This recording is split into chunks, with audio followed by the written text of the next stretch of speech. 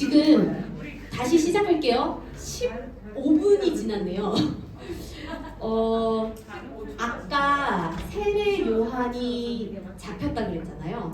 그거 한 번만, 지금 아직 여기 삼국지 시작 안 하는데 세례 요한이 잡혔다 그랬는데 세례 요한이 어떤 곳에서 활동하고 있었다고요? 이 지도에서 보면 유대 광야고 또 요단강 동편이기도 한데 베레아 지역으로 돼 있는 이쪽에서 활동을 하고 있었어요. 이쯤 되겠죠? 그러면 누구에 관할 구역인가요? 어떤 분봉왕? 헤롯 안티파스, 헤롯 안디바라고 하는 그 사람, 안티바인데 안티파스 이렇게도 말해요. 헤롯 안티파스가 붙잡은 거예요, 세례 요한을. 근데 왜 붙잡았죠? 세례 요한이 뭐라고 해가지고 그게 듣기 싫어가지고 와이프가 더 기분 나빠해가지고 잡았잖아요. 왜 그랬냐면요, 이거 지난주에 보셨던 거예요. 지금 1과에서 나왔던 PPT. 아켈라오가 버금 왕이고요, 가장 넓은 땅 아버지가 줬고, 안티파스가 갈릴리랑 베레아 담당했던 사람인데, 안티파스의 이 세 명의 왕 있잖아요, 분봉왕들. 이들은 자기들의 소원이 유대 전체를 다스리는 왕이 되는 거예요. 이렇게 영주 정도가 아니라 전체를 다스리고 싶어, 아버지처럼. 그러니까 같은 형제라도, 배는 다르죠. 같은 형제라도 서로 싸우고 보이지 않는 그 권력 다툼이 되게 암투가 심했을 거예요. 그런데 이들이 어떤 그 컴플렉스가 있는데, 헤롯 대왕과 마찬가지로 이 사람도 자기가 유대의 정통 왕이 되려면 유대 정통 왕조의 여자랑 결혼을 해서 자기 자식이 정통이 되게끔 만들고 싶은 거예요. 누구랑 결혼하냐면 헤로디아, 이 사람이랑 결혼해요. 이 사람이요, 사실은 서열상으로는 아리스토블루스의 딸이에요. 그러니까 안티파스랑 헤로디아는 삼촌하고 조카죠. 그죠? 아버지 형제 라인에서 지금 결혼하는 거니까. 근데 또 안티파스가 이게 첫 번째 결혼이 아니라 두 번째 결혼이고, 이분이 안티파스가 10명이랑 결혼을 하는데 두 번째 결혼이에요. 그리고 헤로디아도 이게 초혼이 아니에요. 누구랑 결혼하냐면 원래 처음에는 이 헤롯 빌립하고 결혼해요. 근데 이 빌립이 분봉왕조차 되지 않게 비리비리하니까 이 권력욕이 있던 사람이랑 안티파스로 가야 되겠다. 왜냐면 여기는 지금 아켈라오는 이미 물러났고 6년 정도밖에 못하고 쫓겨나거든요. 그러니까 안티파스가 제일 가능성이 있죠. 유대 왕이 될 가능성이. 그래서 그렇게 해서 세례 요한이 당신 어떻게 그렇게 합니까? 그건 잘못된 겁니다. 가족끼리 지금 뭐 하는 겁니까? 뭐 이래가지고 헤로디아가 너무 싫은 거예요. 세례 요한이 바른 말을 하니까. 그래가지고 붙잡죠. 나중에 헤로디아의 딸이 춤추고, 헤롯 생일 때 그러다가 뭘 원하니? 그래서 머리를, 세례 요한의 머리에 주세요 이래가지고 이렇게 해서 어처구니 허무하게 죽게 되는 거죠. 네, 이런 배경이 있었습니다. 요런 그 가계도를 좀 더 이해하시면 재밌게 이해할 수 있고요. 우리 3번 봅시다.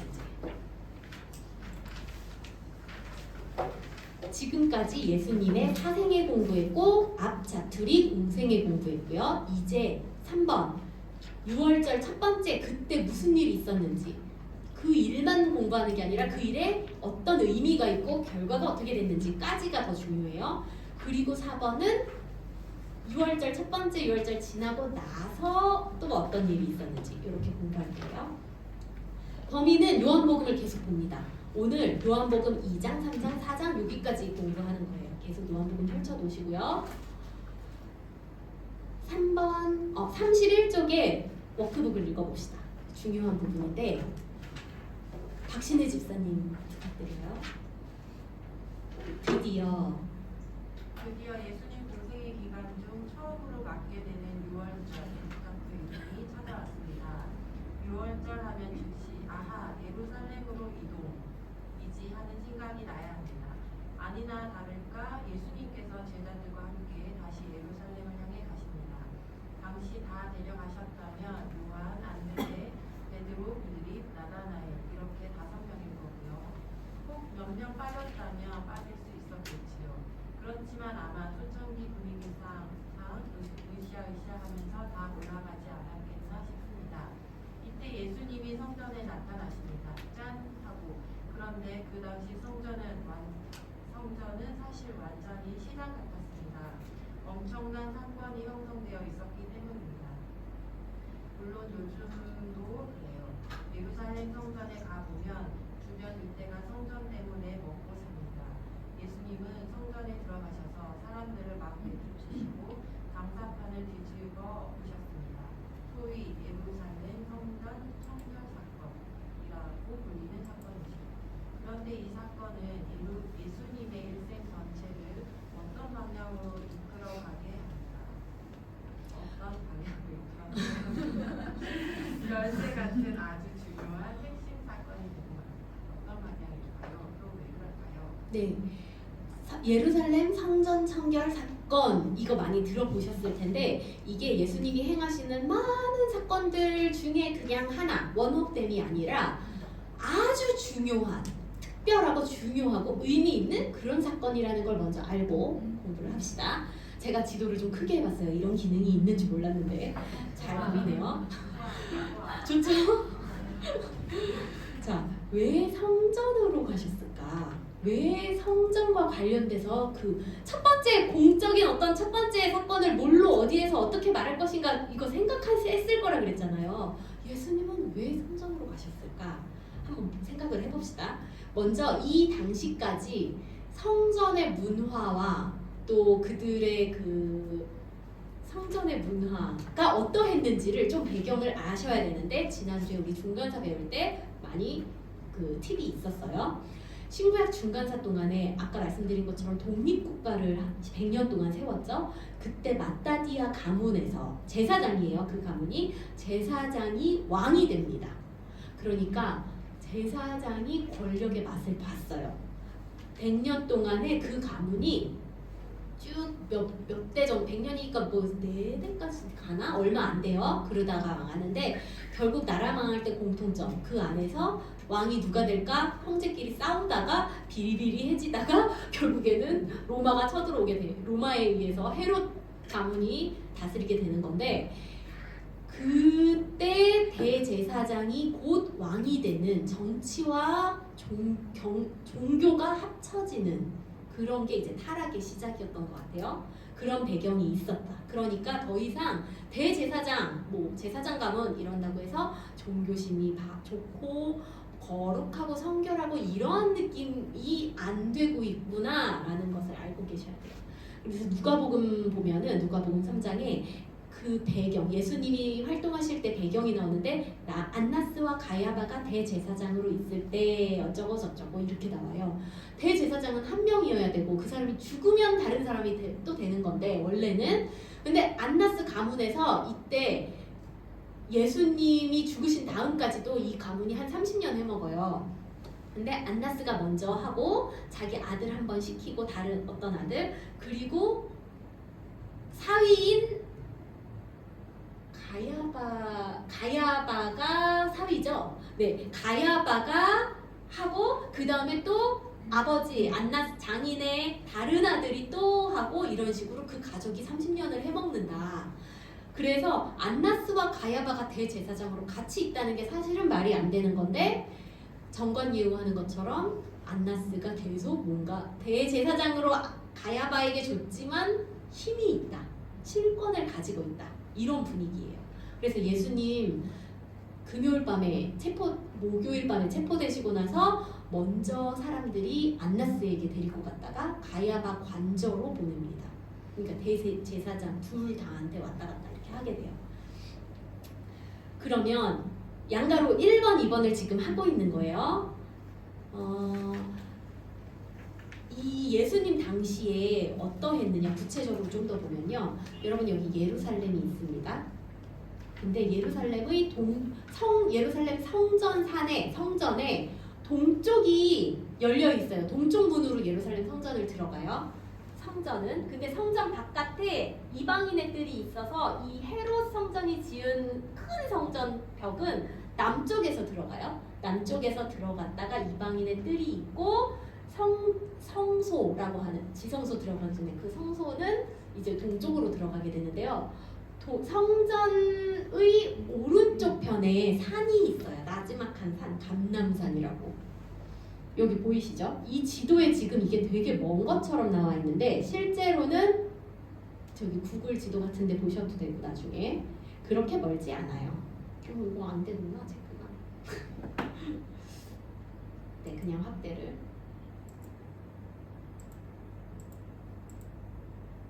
이렇게 하니까 되더라고요.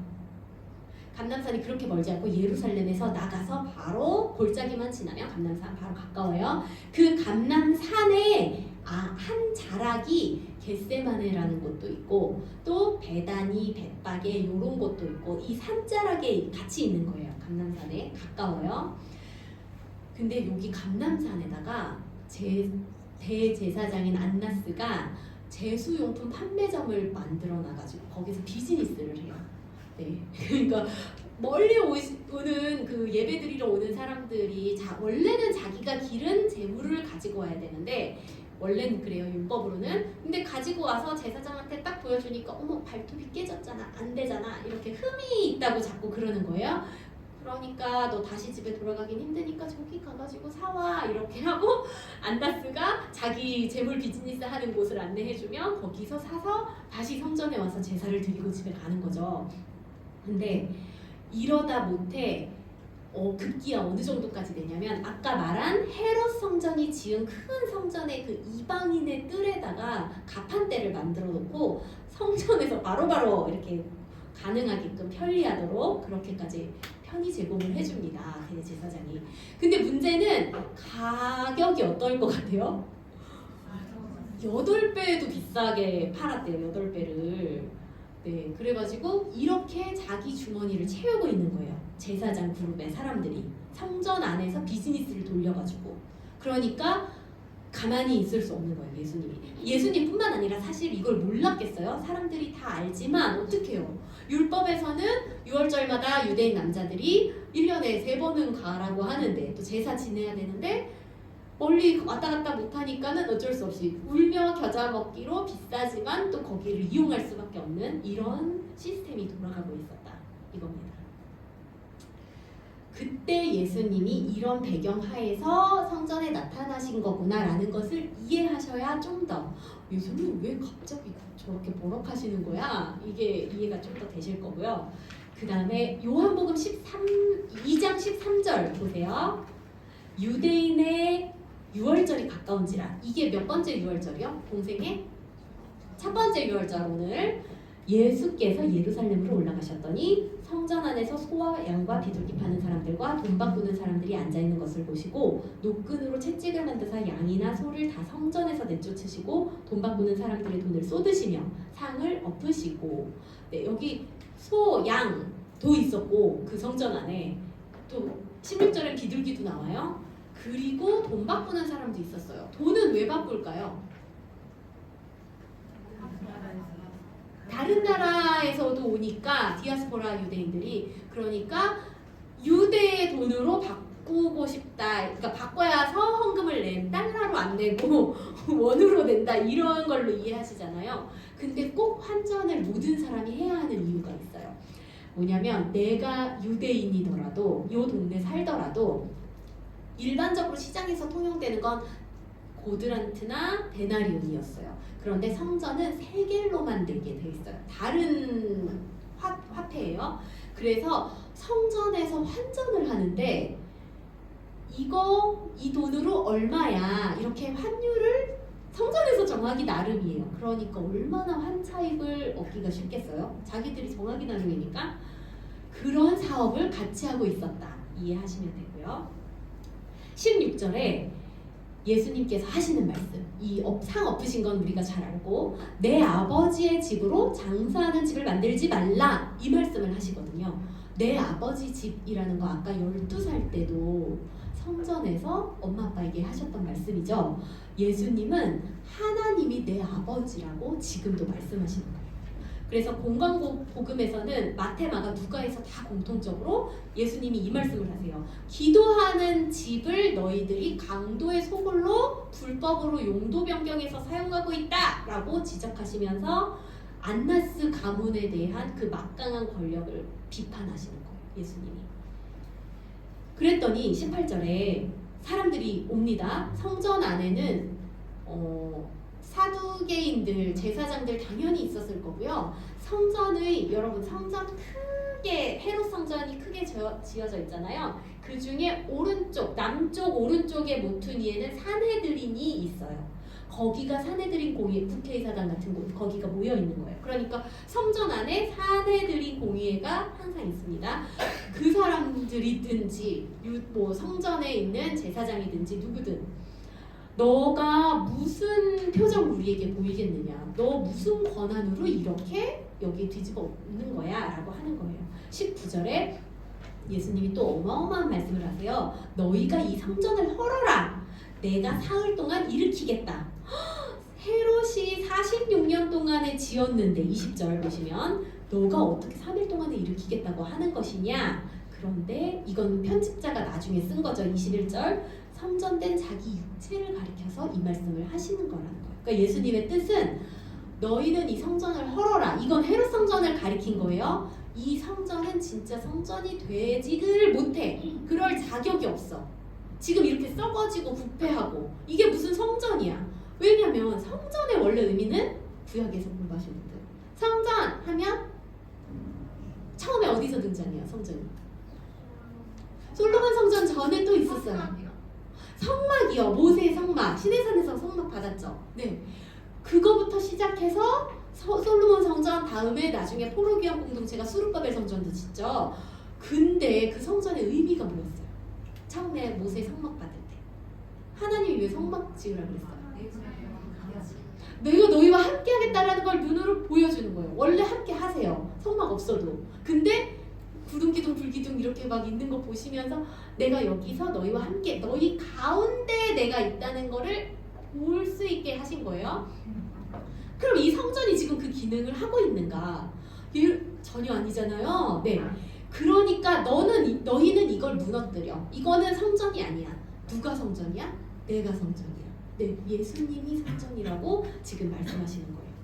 자, 이 사건의 의를 봅시다. 양가로 1번 예수님은 수도 예루살렘 중심부에서 먼저 자신을 드러내셨어요. 자, 첫 번째 6월절 때 예루살렘의 중심 중에 중심인 성전으로 가신 거예요. 왜냐? 예루살렘이 정치, 경제, 문화 뭐 이런 거의 중심이기도 하고 성전은 영적인 공동체니까 얘네는 그래서 성전이 가장 중심이니까 그곳을 선택하셨어요. 이유는 지금 말한 것처럼 예수님이 바로 성전이다. 너희 이 건물이 성전이 아니야 라는 걸 말씀하시는 거예요. 에스겔의 환상에서 성전을 보는데요. 성전이 다윗이 꿈꿨고 솔로몬이 지은 화려한 솔로몬 성전이 무너져야만 하는 이유를 에스겔이 포로로 끌려가서 바벨론 땅에서 봤어요. 환상으로. 그 안에서 성전 안에서 사람들이 얼마나 가증하게 우상을 섬기고 있는지 하나님이 보여주셨어요. 그러면서 저거 무너질 거야. 근데 진짜 바벨론에 의해서 무너졌어요. 화려했던 성전이. 그렇죠? 그리고 에스겔은 또 다시 봤어요. 환상을. 그 성전에서 무너지기 직전에 어떤 환상을 봤냐면 에스겔 10장에서 성전에서 하나님의 영광이 떠나가는 걸 봤어요. 그리고 진짜 무너졌고요. 나중에 하늘에 있는 그 성전의 디자인을 다시 봐요. 새롭게 회복될 성전의 모습을 에스겔이. 사람들은 그것을 이제 수룹바벨 성전으로 다시 짓기는 했는데 성경에서 하나님의 떠난 그 영이 그곳에 다시 왔다는 표현은 따로 없어요. 근데 지금 예수님이 나타나셔서 내가 성전이라고 내 몸, 육체를 가리켜서 말씀하시는 거예요. 요한복음은요. 사도 요한은 1장 14절 한번 보시면 요한복음 1장 14절 바로 앞이죠. 여기서 예수님이 곧 성전, 성막이 되신다라는 그 개념을 가지고 1장 14절을 썼어요. 같이 읽어볼게요. 시작. 말씀이 육신이 되어 우리 가운데 거하시니 우리가 그의 영광을 보니 아버지의 독생자의 영광이요 지혜와 지리가 충만하더라. 네, 여기서 말씀은 태초부터 하나님이 말씀으로 창조하시잖아요. 그 하나님이 육신이 됐다는 건 예수님으로 지금 오신 거예요. 그런데 그 예수님이 왜 오셨느냐? 우리 가운데 거하시려고 오셨대요. 이 거하다라는 단어를 찾아보니까 뜻이 장막을 치다라는 뜻이래요. 그러니까 성막, 그때 그 성막이랑 같은 단어예요. 그래서 예수님이 성막이 되시는 거예요. 지금 이 말씀이 그냥 거한다는 게 그냥 이렇게 여기 우리 가운데 있다 이 정도가 아니라 그 성막의 완성이 되시는 그 예수님이 오시는 그걸 가지고 요한이 이렇게 쓴 겁니다. 그러니까 아까 성막이 하나님이 우리와 함께 계시다라는 것을 나타낸다고 지상영 집사님이 말씀하셨는데 하나님이 우리와 함께 계시는 것을 이제는 예수님을 보면서 우리가 알 수 있는 거죠. 그리고 가브리엘 천사가 예수님의 이름을 수태고지하면서 예수님의 이름을 예수라고 해라 그러면서 하나님이 우리와 함께 계시다라는 뜻으로 이름을 주셨어요. 뭐요? 네 글자. 임마누엘. 네. 그 임마누엘이 이사야에 나와요. 원래는 이사야에 나오는 그 예언이 성취되는 임마누엘 하신 예수님이 이제 장막으로 이곳에 오신 겁니다. 그래서 예수님 자체가 하나님이 거하시는 그 처소가 되신다는 거예요. 예수님이 움직이시면 그게 성전이 움직이는 거예요. 그러니까 너희들이 권력 있어갖고 지금 여기서 성전에서 비즈니스 장사하고 있는데 너는 그럴 자격이 없어. 진짜 자격 있는 내가 예수님이 내가 왕이다, 내가 하나님이다 하고 지금 그들에게 도전하고 계신 겁니다. 그래서 이 사건의 결과는 무엇이냐면 먼저 예루살렘에서 유명해지셨죠. 오늘 제목처럼 갈릴리 예수 첫 유월절에 시간 나오죠. 첫 유월절에 어디서? 예루살렘에서 톱뉴스 주인공으로 뜨셨습니다. 왜냐하면 유월절이잖아요. 세계 모든 디아스포라가 다 와가지고 이걸 본 거예요. 그래서 금세 곳곳으로 퍼졌을 거예요. 이야기가 유명해지셨습니다. 그러면서 여론이 발생합니다. 민중들과 헤롯 가문 대제사장 그 그룹의 신학자들이라고 써있는데 저는 이들의 공통점을 그냥 묶어서 정치인이라고 말하고 싶어요. 민중들, 정치인들, 그리고 바리새파 사람들은 종교인들이라고 제가 지금 그 대제사장을 종교인이라고 하지 않았어요. 그 성격을 생각해서 말씀을 드리는 거예요. 이해되시죠? 네. 그래서 이 세 부류 사람들이 각자 입장이 다름에도 불구하고 같은 공통된 입장이 생깁니다. 뭐냐면 민중들은요. 대제사장 안나스 제사용품 그거 비리 다 아는데 어쩔 수 없이 그냥 했는데 아우 너무 속 시원하고 쌤통이다. 저 사람 누구지? 그럼 무슨 저 사람 어디서 나타나는데 이렇게 시원하게 해주지? 그러면서 질문이 떴어요. 그리고 정치인들은요, 여기서 지금 내 나우바리에서 누가 이렇게 하는 거야? 무슨 권한으로 저러는 거야? 저거 조사 좀 해봐. 이러면서 그 사람이 누군가 궁금해졌어요. 종교인들은요, 바리새인들, 우리 편은인지 아닌지 잘 모르겠어. 그래서 좀 더 지켜봐야 되겠어. 하지만 아무튼 사두개인들, 그 종교인들에게 뭔가 반기를 들었으니까 우리 편이 될 수 있을 것 같기도 하고 근데 또 대중의 인기는 다 빼앗아가고 있으니까 민중의 지지를 받아야 되는데 바리새인들은 근데 인기가 저쪽으로 가는 것 같으니까 이것도 우리 편도 아닌 것 같고 적인 것 같은데 이러면서 관망하는 자세가 생겨요. 하지만 세 부류 다 궁금해요. 뭐가 궁금하냐면 저 사람 누구지? 이거 보세요. 지금 성전 청결 사건이 있었는데요. 이 앞으로의 일들이 다 그냥 일어나는 것이 아니라 이 사건 때문에 생긴 이 질문 때문에 나머지 사건들이 벌어지고요. 결국은 이 질문 때문에 끝에 십자가까지 가게 돼요. 이 사건들이 이렇게 어떻게 점점 더 진전이 돼가지고 십자가 사건까지 일어나는지 알게 되실 거예요. 자, 모두에게 예수 그는 누구인가 이 질문이 떴습니다. 이 사건의 결과 워크북에다가 예수 그는 누구인가 라고 쓰시면 돼요. 그래서 우리도 여러분들도 성경을 이제 예수님이 누구신가 성경은 뭐라고 말하고 있고 성경 안에 있던 한 사람 한 사람들은 어떻게 알아가고 있는가 이렇게 우리도 이 질문에 대한 답을 찾는다 생각하고 사도금서 신약 성경 전체를 읽는 관점 여기서 지금 뜹니다. 우리 구약 읽을 때 관점 두 가지 있었거든요. 하나님은 왕이시다. 왕은 누가 왕이냐? 그 다음에 섞이면 안 된다. 가인결과 샛결 이런 거 두 가지 관점처럼 신약의 관점 한 가지가 있어요. 뭐냐면 예수 그는 누구인가라는 관점으로 이제 성경을 읽으셔야 돼요. 그러면 33쪽에 박스글을 김향숙 집사님 읽어주세요.